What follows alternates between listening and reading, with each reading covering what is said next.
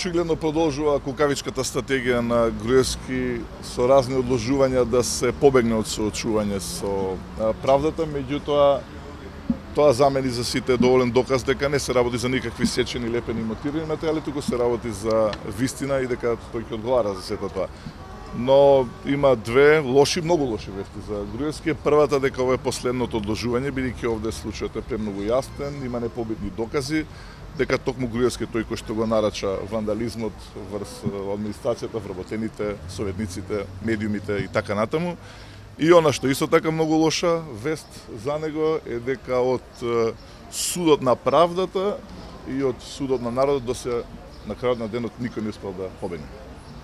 Ваш коментар зошто предметот завршил во апелација? Што мислите вие?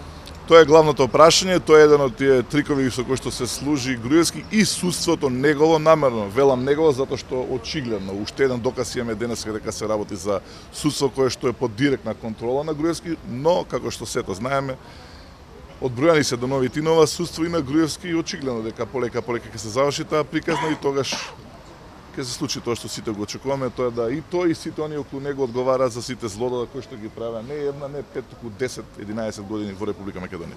Благодарам.